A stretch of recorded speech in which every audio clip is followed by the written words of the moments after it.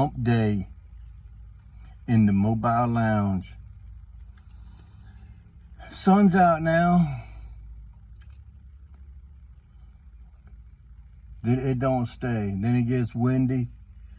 It even hailed a little while ago. And that brought me back to about 20 years ago. Probably 22 years ago, something like that. I was coming home from work in DC, and I was north of Frederick, Maryland, when I got caught in a hailstorm, and it was the biggest hail I'd ever seen then and up until now. And they were bigger than a marble, but smaller than a golf ball. And I had never experienced anything like that. I'd only seen little hail, you know, little 1/4 inch or smaller little balls that hit the car and bounce off and hit the road, but never enough that made a sheet of hail or anything like that. But I was coming home that day and I felt like a kid. I'd never experienced anything like that. And I'm driving the van with both hands on the wheel, and the road was covered. I mean, it didn't take but 5 minutes for everything to get covered in ice balls. So I slowed down real slow, and the sound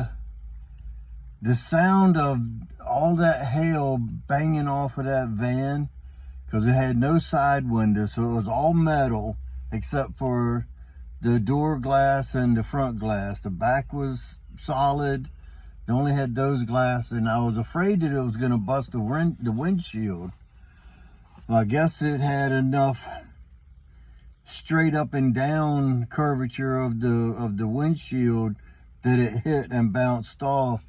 If it had been any more aerodynamic, could have busted the windshield. But man, it was, and I haven't seen anything like that since. Whenever I see a hailstorm like on TV or something, it always brings me back to that day.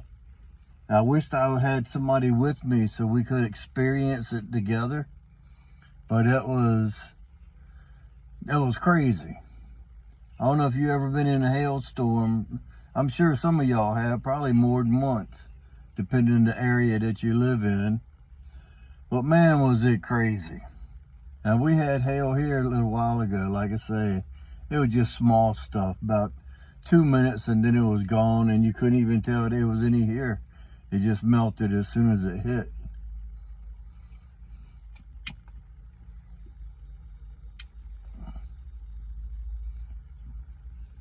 So,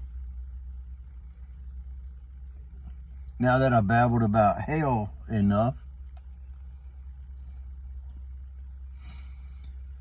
I was thinking yesterday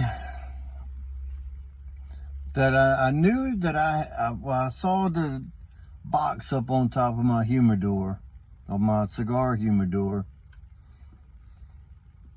and it's a little orange box, which is a little humidor, and it was tobacco. It was Eric Stokeby 4th generation small batch rope cut Peaty Kentucky. And I saw the box and I was like, I know I have a jar of that.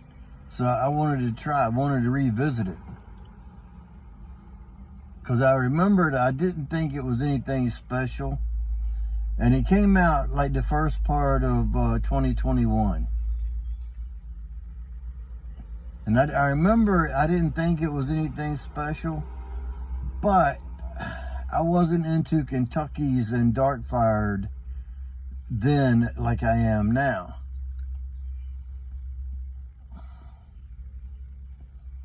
So I dug it out, I found a jar, dug it out, stuck my nose in it, and it didn't have the dark fired smell as it claims that it is what's in it.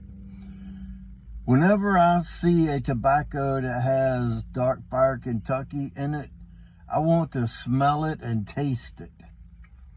Don't tell me it's in there if I can't smell it or taste it. And with that, I couldn't smell it. So I packed the bowl up this morning, or a little while ago. I came out here.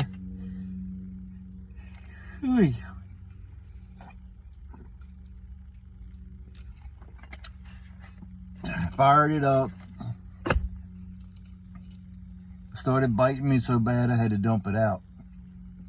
I didn't even get a quarter of it. Lit it a couple times and got it going, and it started biting me so bad I just had to dump it. But I still want to read the reviews to you. And you know whose review I'm reading. The great Marvel Comics illustrator, Jim Inks.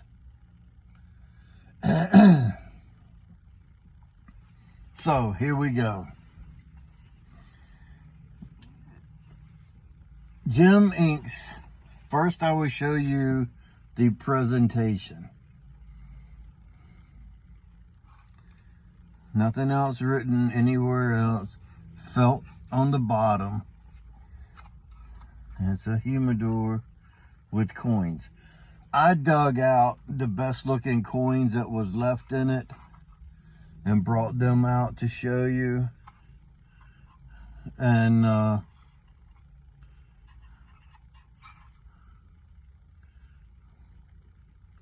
just wanted you to see. Then it had a lot of broken up shake, or whatever you want to call it, ribbon broken up after it got, because it's kind of dry. Even being in the jar, it was dry when I bought it, drier than wanted it to be. This is number 2141 out of 2,500. I think it was 3 ounces, and it was like $30. So it was like $10 an ounce. Well, you're buying this humidor that's worthless. You can't keep tobacco in this. It's not airtight. And even if you put a Bovita pack in there with it, it'll still dry up in a matter of a month or so. So I jarred it right away and then just put this up on top for just a, a keepsake, whatever. Don't mean nothing to me. It's just, I just kept it because I paid for it. So it's a Dark Fire Kentucky wrapped around, or Virginia wrapped around a Dark Fire Kentucky. The outer leaf that makes it the rope that they twist it up in, the outer leaf is Virginia, and the inner leaf is Dark Fire Kentucky. So, without further ado, here's Jim Inks. Here's Jim Inks' review. Now, first part of the review, he's talking about the Kentucky that's inside the Virginia. It says it's spice and pepper, earth, wood, floralness, smoke, mild nuttiness, vegetation, light barbecue, and a few sour notes to go along with some sweetness.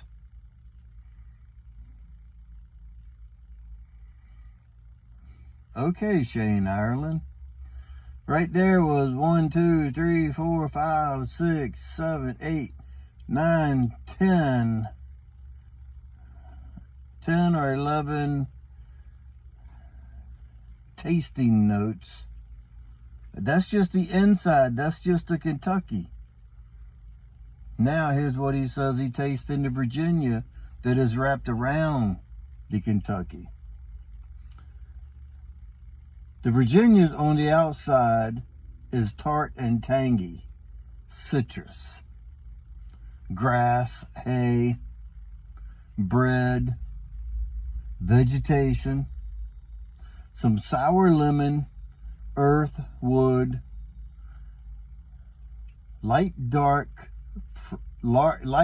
dried, dark fruit and floralness, a few grains of sugar, a slight undertone of acidity. Wow. It's another 10 or so notes, but he's tasting some of the same notes, I guess, where they both go together, like the vegetation. He's got that in both. But with the Virginias, they only got one Virginia wrapped around it. And in my opinion, when I've smoked Virginias, I either get the bready Virginias or the grassy Virginias. The bready Virginias, I usually get like the dark fruit and the bread and the pastry type. The bright red and bright Virginias, light and bright Virginias, is where I get the citrus and hay type notes.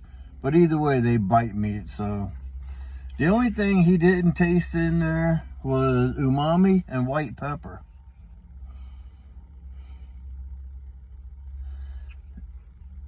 Through his description, after further smoking in the bowl, he says, I get a very small sense of a light, slightly sweet maple casing.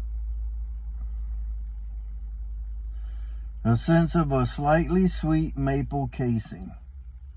So now out of all of that other stuff, he tastes maple. Sweet and sour. That's... It's like saying hot, cold. It's like the icy hot that you buy to rub on your joints when you aches and pains or whatever. It's hot in a cooling way.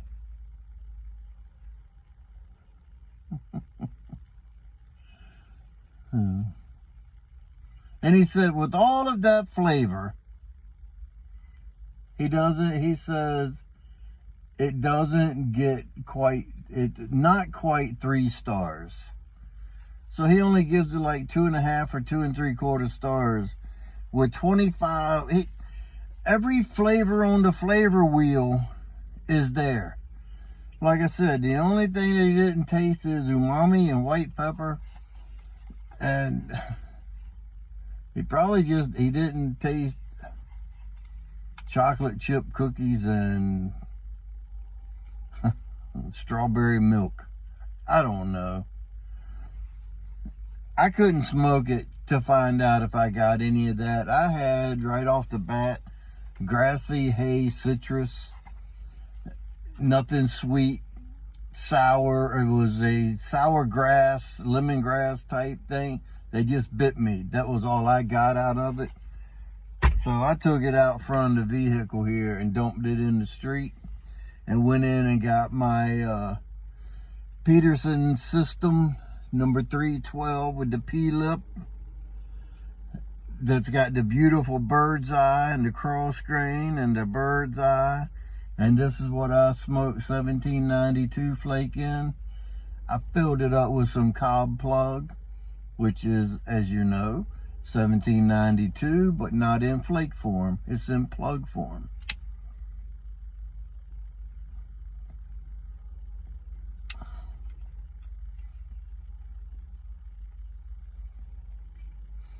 I figured if I couldn't smoke that, I was going to go ahead and smoke something and put a good taste in my mouth of something that I like. Now, granted, this is my second bowl ever of Cob Plug.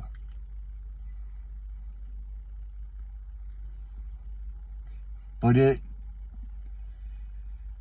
tastes enough just like 1792 flake that I can't tell a difference without comparing the two. Some people say this is a little more rough around the edges.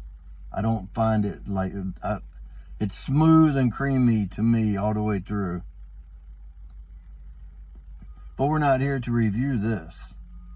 I just smoking it because I know I like it.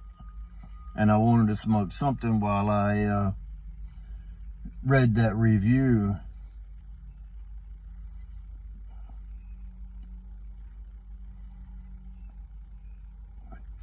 Like I say, all I got out of that, I got no Kentucky,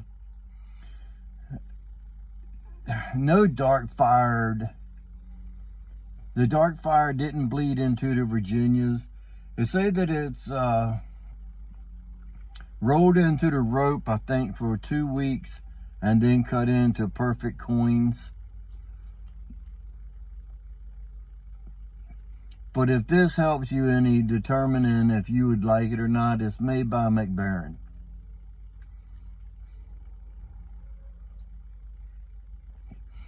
I have not smoked a lot of McBaron blends, but the majority of the ones I have smoked give me tongue bite, except for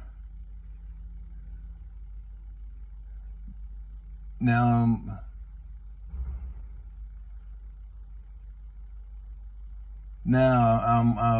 sort of lost. McBaron, did they make the HH line? I can't look it up because I'm talking to you on my phone. If they make the HH line, the Bold Kentucky and the Old Dark Fire, I like that McBaron mixture. But all the rest of their stuff that has Virginias in it, it usually bite me and I can't smoke them.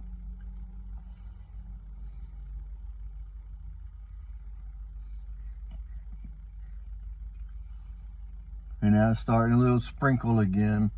I closed the rain roof when the sun came out because it was beating right down on me. Now I can open it back up and look at the rain until the sun comes back and beats down on me again.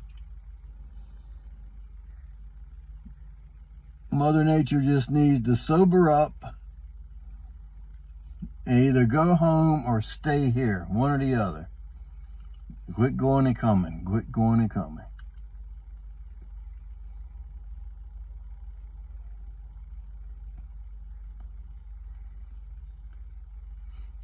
Like I say, I'm not going to do a review on this because I'm not doing 2 reviews in one video, but that was my take on the 4th generation Peaty Kentucky.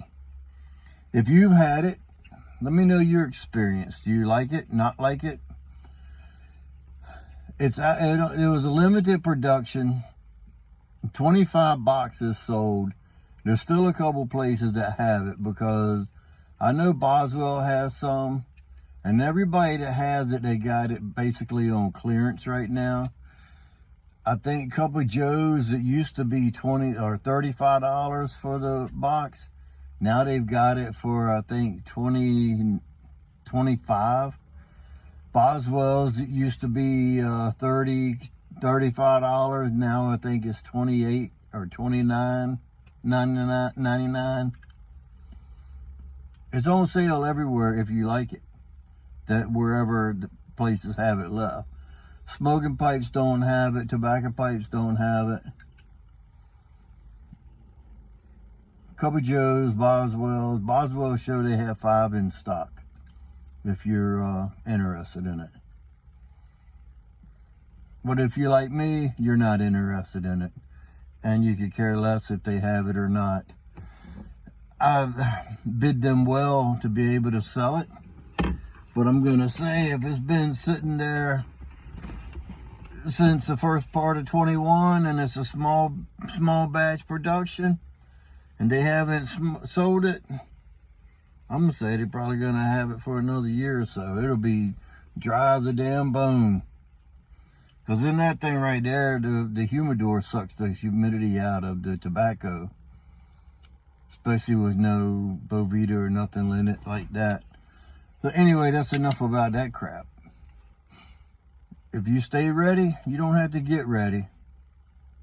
It's a proven fact. And with that being said, until next time, you know what to do. Stuff them and puff them.